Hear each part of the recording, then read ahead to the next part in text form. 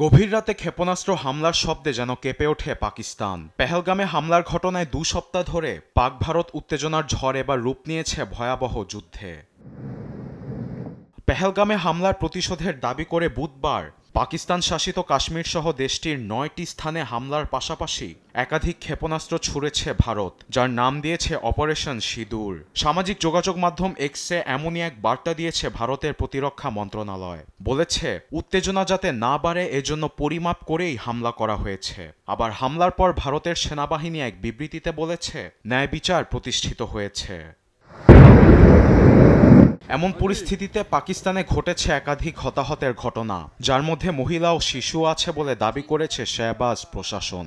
আবার ভারত নিয়ন্ত্রিত কাশ্মীরে পাকিস্তানি বাহিনীর পাল্টা কামানের হামলায় একাধিক ভারতীয় নিহত হয়েছে বলে দাবি করেছে নয়াদিল্লি।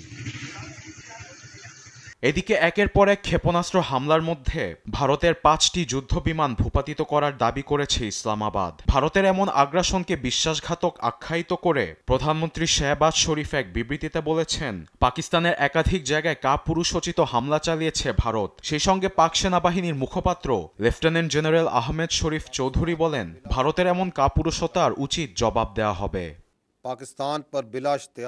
আজ রাতে কাপুরুষ ভারত আমাদের দেশের বেসামরিক মানুষের উপর বর্বরতা চালিয়েছে। জনগণের পূর্ণ সমর্থনে পাক বাহিনী শত্রুদের হামলার উচিত জবাব খুব শীঘ্রই দিবে। পাকিস্তানের আঞ্চলিক অখণ্ডতা, সার্বভৌমত্ব এবং দেশ ও জনগণের সম্মান রক্ষার জন্য প্রয়োজনীয় সকল পদক্ষেপ নেওয়া হবে। ভারতে এমন নজিরবিহীন আগ্রাসনে নিন্দার ঝড় বইছে আন্তর্জাতিক মহলে। পাকিস্তানের বিভিন্ন স্থানে ভারতের ক্ষেপণাস্ত্র হামলাকে লজ্জাজনক বলে আখ্যা দিয়েছেন মার্কিন প্রেসিডেন্ট ডোনাল্ড ট্রাম্প। এটি আসলেই খুব লজ্জাজনক। ওভাল অফিসে ঢোকার পথে আমি এই খবর শুনেছি। অতীত বিবেচনায় অনেক মানুষ বুঝতে পেরেছে যে দুদেশের মাঝে কিছু একটা ঘটতে চলছে। কয়েক দশক ধরে ওরা যুদ্ধ করছে। এদিকে দুপক্ষকে সর্বোচ্চ সামরিক সংযমের আহ্বান জানিয়েছেন জাতিসংঘের মহাসচিব। আরবেদ আফসার, নিউজ ডেস্ক, দেশ টিভি।